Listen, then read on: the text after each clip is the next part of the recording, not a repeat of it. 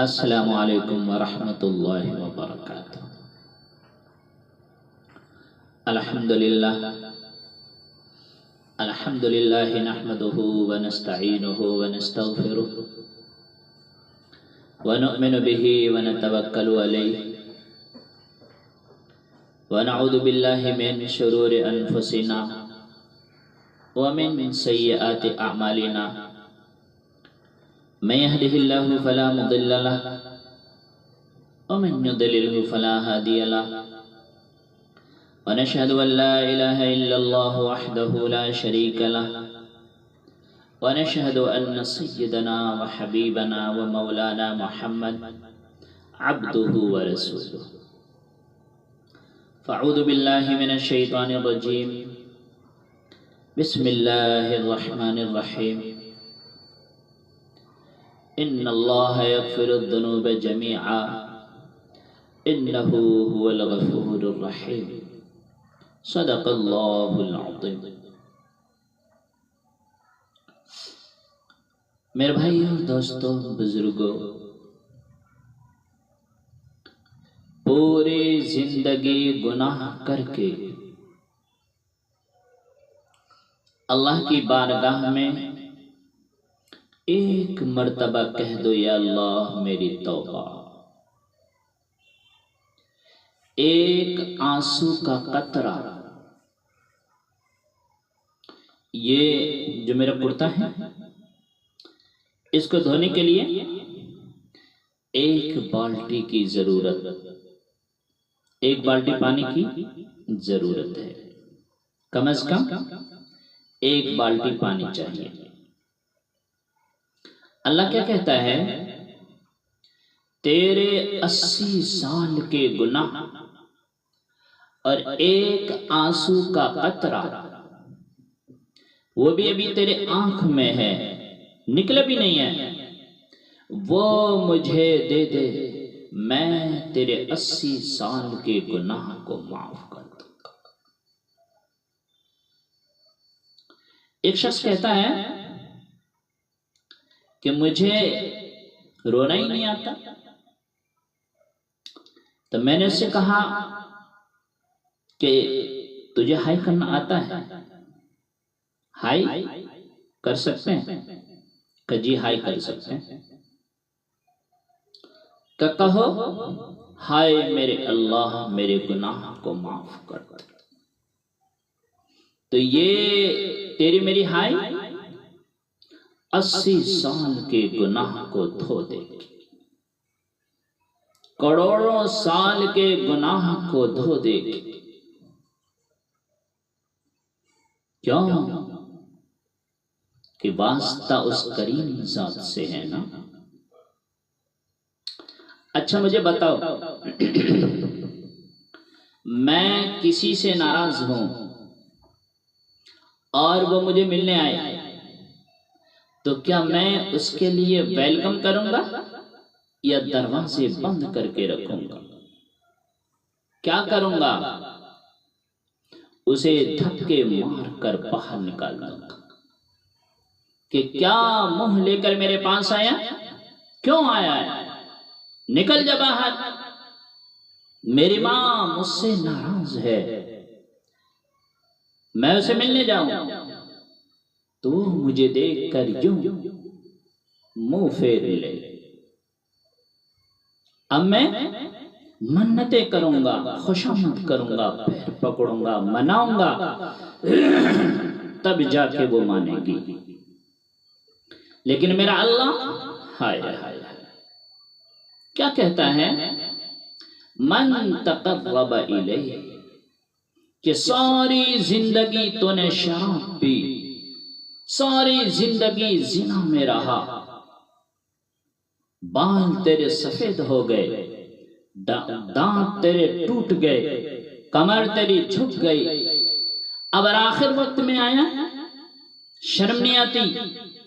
آخر وقت میں آ کے توبہ کرتا ہے تو یہ شرم نہیں آتی؟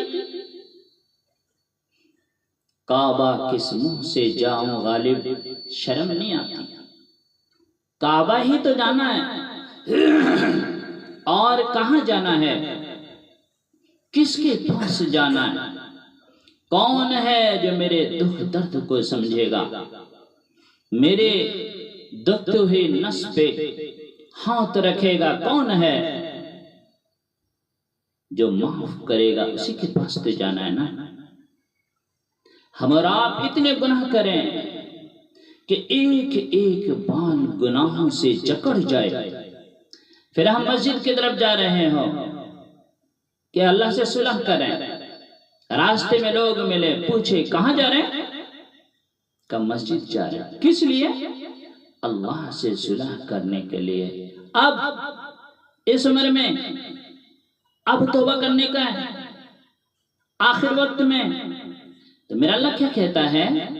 ہائے ہائے من تقرب الی تلقیتہ من بعید، جو مجھے منانے آتا ہے میں پہلے سے کھڑے ہو کر اس کا استقبال کرتا۔ میرے بندے تو کہاں تھا؟ کہاں رہ گیا تھا؟ آجا آجا، تیرے لیے دروازے کھلے ہوئے ہیں، آجا تلقیتہ من بعید، آجا۔ بتاؤ کون ہے ایسا؟ کوئی دوست ہے؟ بھائی ہے؟ بہن ہے؟ باپ ہے؟ کوئی حکمران ہو جو ناراض ہو، تم اسے ملنے جاؤ اور وہ تمہارا ویلکم کرے، استقبال کرے؟ ہائے ہائے میرے بھائیو، اللہ کو کسی چیز کی ضرورت نہیں ہے، وہ نبیوں کا محتاج نہیں، وہ رسولوں کا محتاج نہیں، وہ فرشتوں کا محتاج نہیں، کسی کے سجدے کا محتاج نہیں ہے، پھر بھی وہ ہمارا استقبال کر رہا ہے، ہمیں ویلکم کر رہا ہے، ہمیں خوش آمدید کہہ رہا ہے۔ کیوں؟ ترمذی کی ایک روایت ہے، بنو اسرائیل میں ایک نوجوان تھا، کیفی، وہ روزانہ نئی لڑکی لے کر آتا تھا، شراب اور لڑکی اس کی زندگی تھی۔ ایک مرتبہ ایک لڑکی لے کر آیا 60 دینار میں، ابھی کے 12 لاکھ روپے بنتے، 12 لاکھ روپے میں ایک لڑکی لے کر آیا۔ جب وہ کمرے میں اکیلا ہوا تو دیکھا وہ لڑکی رو رہی ہے۔ اس نے پوچھا کیوں رو رہی ہو؟ کس لیے رو رہی ہو؟ میں نے تو تیرے ساتھ کوئی زبردستی نہیں کی، میں تجھے پیسے دے کر ڈیل کر کے لایا ہوں، کیا بات ہے، کیوں رو رہی ہو؟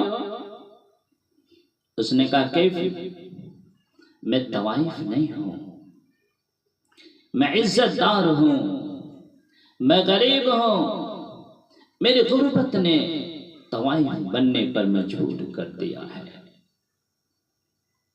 میں عزت دار ہوں، میں غریب ہوں، مجھے غربت نے طوائف بنا دیا ہے۔ اس لیے میں کہا کرتا ہوں کہ جب مالدار لوگ زکوٰۃ دینا چھوڑ دیتے ہیں تو غریبوں کی بیٹیاں طوائف بن جاتی ہیں، جب مالدار لوگ دنیا کو جنت بنانے میں لگ جاتے ہیں اور غریبوں کو بھول جاتے ہیں تو پھر غریبوں کی بیٹیاں اس طرح سے یوں نیلام ہو جاتی ہیں۔ اور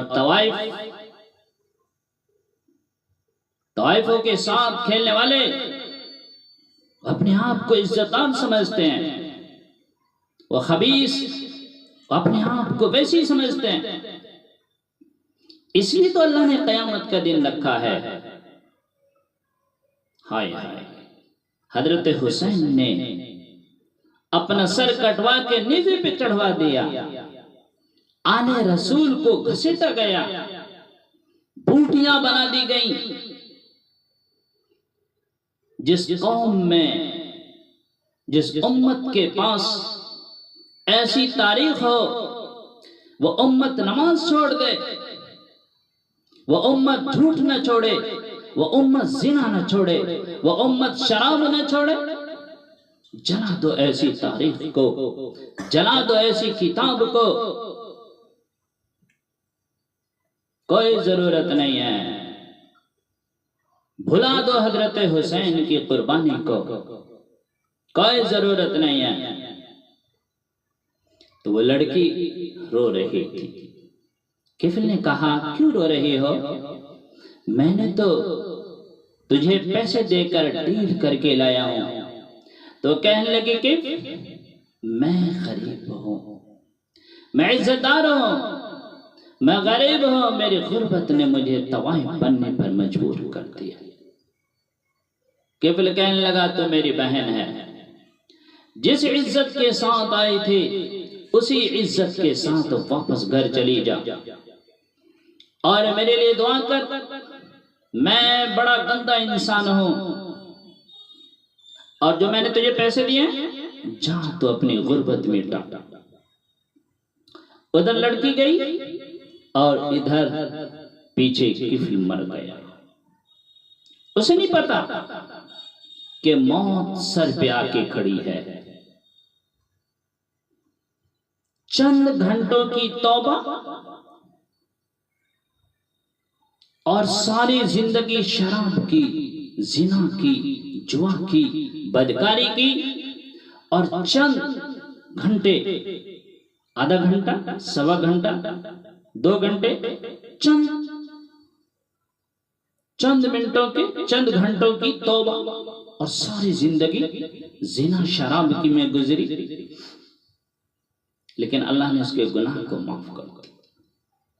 جب صبح ہوئی تو کفل کے دروازے پر لکھا ہوا تھا ان اللہ قد غفر للکفل، کہ اللہ نے کفل کی بخشش کر دی، اللہ نے کفل کو معاف کر دی۔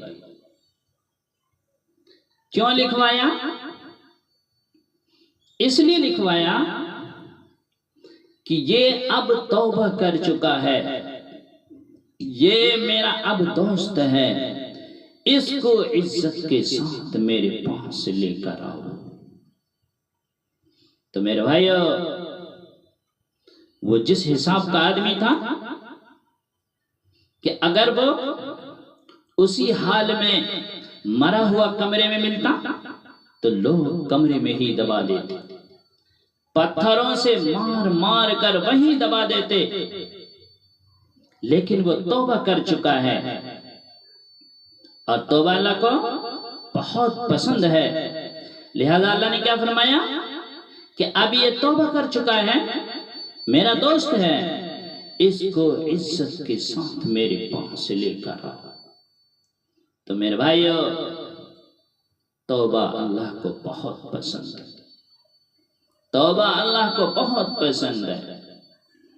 اللہ کہتا میرے بندے، تیرے گناہ زمین سے آسمان تک پہنچ جائیں اور تو مجھ سے ایک مرتبہ کہہ دے یا اللہ میری توبہ، اللہ تیرے سارے گناہوں کو معاف فرمائے گا۔